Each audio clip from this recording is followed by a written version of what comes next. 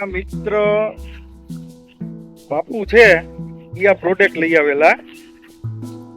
એમને મને કહ્યું કે આ મરચીમાં તમે વાપરો. તો અમે મરચીમાં વાપરેલ છે ગયા વર્ષે. તો પણ આ વર્ષે અમે પ્રયોગ કરવાના છીએ અને વાપરવાના છીએ.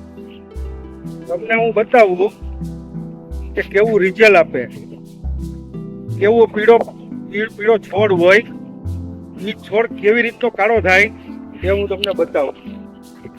તમને હું બતાવીશ પીળો છોડ હશે ઈ કે આ પીળો છોડ પડે છે. એને તંદુરસ્ત બનાવવા માટે આપણી જે આ પ્રોડક્ટ છે એ બહુ કામ કરે છે. આ પીળો છોડ રહ્યો ને એને એકદમ મુલાયમ અને એકદમ ગ્રીનરી બનાવે છે. બહુ જોરદાર વસ્તુ છે કે તમે આ વાપર્યા પછી કોઈ ટેકનિક ઉપર નહીં જાઓ. આ વસ્તુ બધી બાયો છે, ઓર્ગેનિક છે, બહુ સોલિડ વસ્તુ છે. તમે એકવાર વાપરી અને ખાતરી કરો. અને બેક્ટેરિયા આવશે. આ કોઈ પ્રવાહી નથી કે કોઈ વસ્તુ નથી, આ બેક્ટેરિયા છે. વાપરવામાં સરળ છે.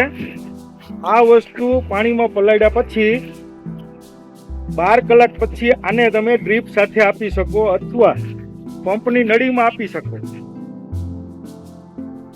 આપણી ડ્રીપ આ રીતે છે. આ મલ્ચિંગ જ કરેલું છે. આ મલ્ચિંગ કરેલું છે. ડ્રીપ છે. ડ્રીપ ઉપર જ અત્યારે આપીએ છીએ. હું મારા ભત્રીજાને વપરાવું છું. મારા ભત્રીજો છે સંદીપ તે ગયા વર્ષે વાપરેલું તો કેવું રિઝલ્ટ હતું? રિઝલ્ટ બહુ સારું છે ગયા વર્ષે, પણ આ વર્ષે અમે એનો ઉપયોગ કરવાના છીએ. કારણ કે એને પીળો છોડ બહુ પડવા માંડે અને પાણીના હિસાબે એના માટે આનો ઉપયોગ કરી છીએ. તમે ગયા વખતે કેટલું વાપર્યું? એ વખતે 5 ડબલી વાપર્યું તો 3. એટલે કેટલા વીઘામાં? 5 7 વીઘામાં? વીઘામાં. 7 વીઘામાં. આ વખતે કેટલી વાપરશો? આ વખતે તો સ્ટાર્ટ જ કર્યું છે.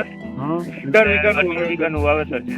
બરાબર. એના માટે 3 ડબલી તો જોશે જ. એક રાઉન્ડ.